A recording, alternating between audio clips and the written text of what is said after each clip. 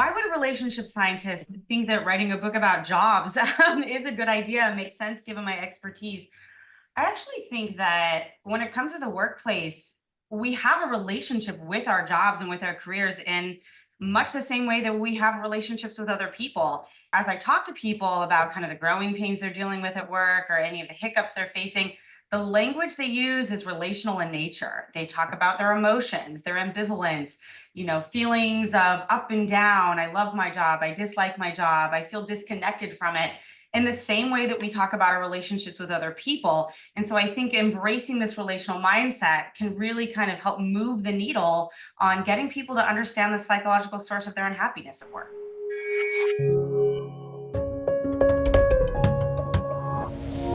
I think this crisis of identity is this existential feeling that a lot of us go through at work.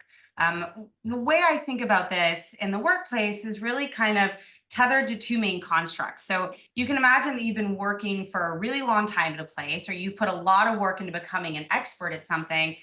And then all of a sudden you start to question whether this is really the right thing for you. And I think this can be a very scary feeling for people. There's, a bit of a sunk cost. I put so much work into this already. Does it really make sense for me to be switching gears at this point in my life? And much the same way that we think about leaving a marriage or a long-term relationship that we've invested in, we're going to have a lot of ambivalent feelings around that. When I focus on the crisis of identity, I really focus on two main constructs. So the first is the degree to which the identity at work is central to who you see yourself as a person. Is this a core sense of myself? Is this, a key piece of who I am as a person? And then the second piece of that is what scientists often call identity satisfaction. I can feel like something is a core piece of who I am, but I'm not necessarily satisfied with the role that that piece is playing in my identity. And these are two separate things that can be correlated with each other or not. And I think it's very possible for you to feel like something is central to your identity, but you don't actually feel satisfied.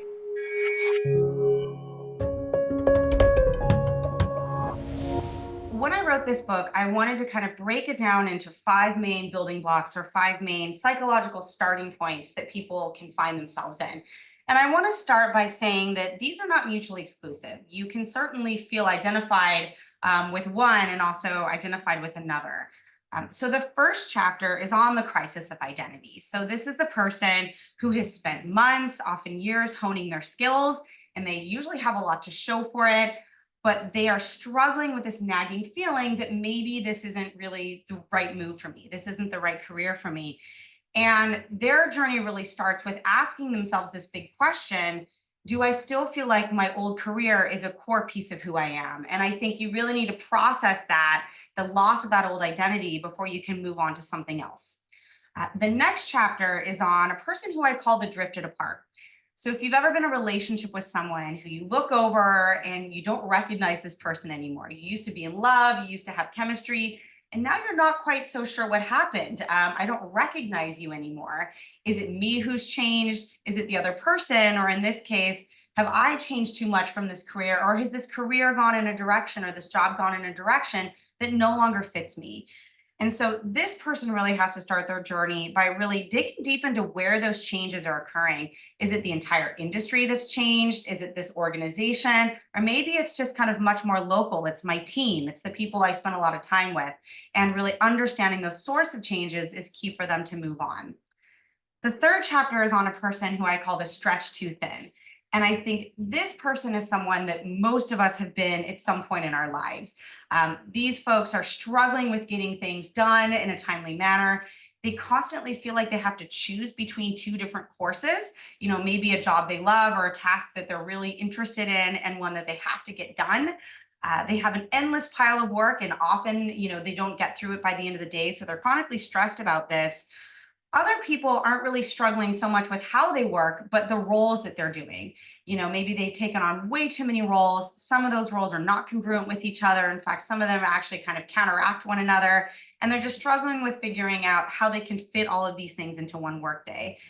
So for these folks, really kind of digging deep into how they work and what work they're taking on and whether that work's actually helping them get ahead is a key piece of their starting point.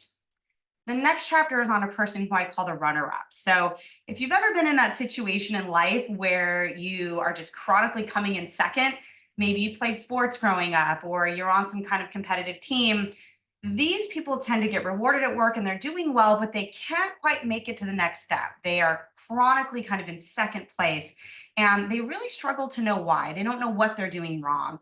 So these folks are often kind of missing some key pieces of feedback about what those missteps are and kind of figuring out whether that misstep is that they've missed some key roles or there's been, changes in what determines status at work is how these folks need to figure out kind of where they need to go next. And the last chapter is on a person I call the underappreciated star. So these people tend to be very good at work. They're amazing at their jobs and they are getting appreciated, but not usually on the dimensions that they care about. These people tend to do well, but they're not being compensated. Maybe they're not getting promoted.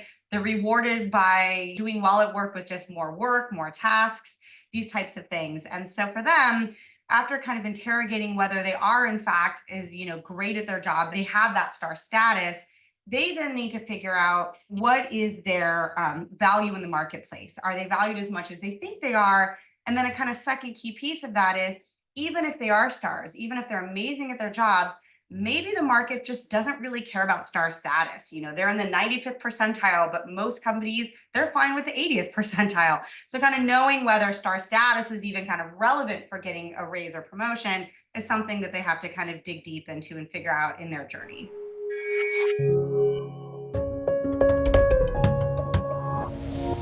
It's a broad term to say that I think someone needs to be an anthropologist at work. What exactly do I mean by that? This is a term that we use often in social science and academia to really talk about going really into an organization and getting to know what that place looks like, what it would feel like to work there.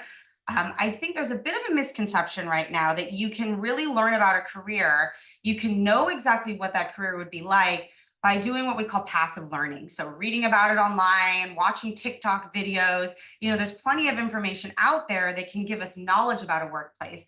What that information doesn't do is tell us what a workplace would feel like to be in. In this book, I talk a lot about things that can stress you out at work, things that actually help you gain status, stuff that really you have to kind of be in the environment to learn. And what I recommend people do is to the extent that they're going to actually be working in an office and in a real kind of physical location, you want to go to that workplace during the interview process or even when you're exploring new jobs and physically see what it's like. Ideally, not on a day where they are trying to engage in impression management. So, not on like an open career day or come see what it's like to work here day, but on a day where people are actually just engaging in their naturalistic behaviors. So, you can learn all kinds of things like how people interact with one another, how often people come in, how engaged they are, whether people behave differently when the boss is in the office versus not, whether things that trigger your stress at work are more likely to occur in that environment, including low level things like noise and temperature and lighting. And so being an anthropologist means really putting yourself in a workplace, learning what it feels like, not just what on paper it looks like to have this career in this particular place.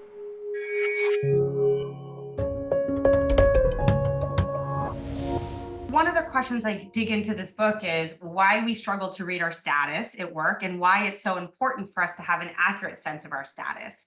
I'd start by saying that status is a really difficult thing to read. It is a variable, it is a trait that is inherently interpersonal. And so, unlike other traits like, say, attractiveness or competence, which we can learn about simply by getting feedback from people in our environments, status is something that only exists in the presence of others. I'm only high status to the extent that someone around me is lower status than me. And so, because of this kind of rank ordering nature of it, it requires us to observe a whole bunch of interpersonal dynamics between people to figure out status.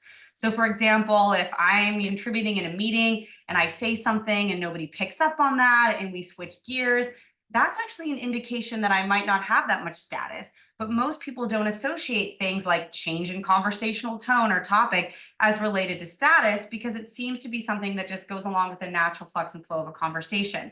If this happens enough, that might indicate to me that I'm not as popular as I think I am. But I only know that if this doesn't happen to other people in the room. And so, kind of cooking all this up in your mind is very difficult. And I'd also say that the modern workplace has a lot of what we can think of as kind of false lures of status. So, for example, there's a lot of vanity titles right now. People are given job titles that sound really fancy. Organizations are doing this to lure people in, and they seem like they ought to give you status, but to the extent that those titles aren't actually associated with having, power and respect and admiration from other people, they're not going to actually kind of give you the status that you need. And I'd say the kind of second major false lure that is very difficult for people to deal with when it comes to perceiving their own status is that they will do things that grant them status locally. So they'll do things like help each other out on their teams or step in and take on a role that nobody else wants. And they'll gain a lot of local status from the people that they work next to, their colleagues, their team members. And that feels really good. And that's actually a good thing for, organizational culture and for team building and so forth. But the problem is those same things that often grant us status with our colleagues don't grant us status with our bosses. And so at the end of the day, when it comes to getting promoted, a boss can say something like, okay, well, it's great that they help each other out, but this person isn't contributing to, an increase in sales in the same way someone else is. So we often have a hard time kind of knowing how the status that our team members give us translates to the status that higher ups give us and whether or not that's the case. And I think that's something that a lot of us struggle with at work.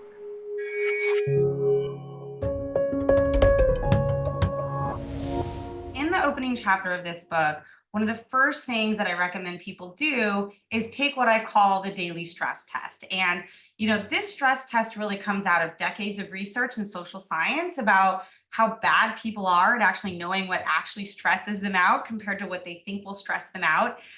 So, what I recommend you do is just a couple very easy steps. At the beginning of the day, write down the things that you think are going to stress you out that day, your biggest anticipated stressors.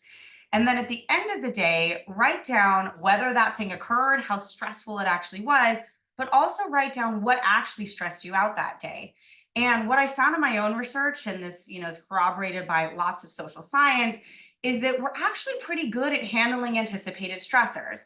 Those things that you write down in the morning, they tend to not be that bad. In fact, in my data, about 50% of those things were either positive or neutral or didn't even happen.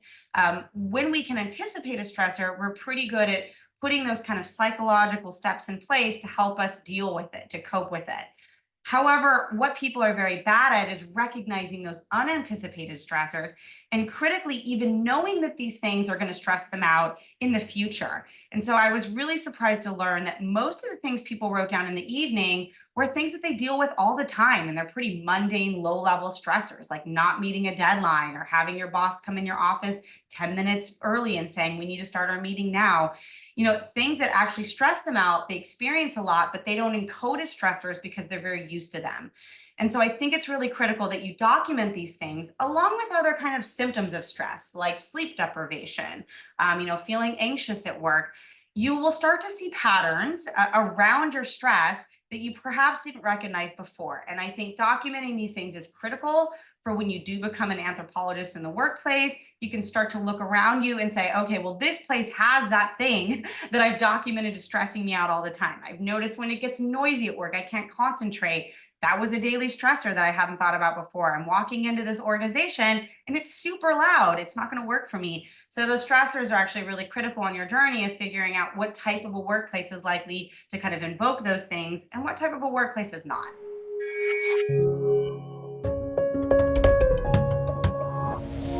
When it comes to thinking about making a career change or a job change, there's a lot of misconceptions out there about what we should be looking for, what our psychological starting place should be. I found in my work that kind of the single biggest misconception people have is that they need to be psychologically ready before they take any kind of move in the future. And by that, I mean, they're waiting for some kind of switch to turn on in their brain to tell them, okay, now I'm ready. Now's the time to start looking. I've reached my kind of maximum amount of dissatisfaction at work. But what I found in my work is that, like leaving a marriage or any other kind of long term relationship, there's not really this kind of magical moment when we're going to be ready, when we're going to feel so disengaged or so disidentified that now's the time to leave. In fact, I recommend that if you're at that point, you've kind of gone too far. You want to start exploring when you're in that ambivalent stage, when some days are good and some days are bad. It's a little bit analogous to if you're thinking about getting a divorce, it's not going to hurt to talk to that divorce attorney before you've even made that decision. So, this kind of magical switch in your mind that you're ready and that you need to be super unhappy at work before you start exploring, that's a misconception. Put that aside and start going through some of these steps that I recommend in my book long before you get to that point. And don't feel guilty if you're exploring or you're networking or you're starting to kind of ask yourself some of these psychological questions, even if you're still happy at work. Most people, even those who have a crisis of identity, have kind of good identity days and bad identity days. Days when people are nice to them and days when people aren't, days when they're productive and days when they aren't. So you're going to have kind of a lot of this emotional roller coaster going on, and that's okay. That ambivalence, that feeling of uncertainty, that is not a red flag that you shouldn't do it. That's a red flag that you should, and that it's time to start actually exploring. So don't wait for that kind of magical switch to go off in your mind.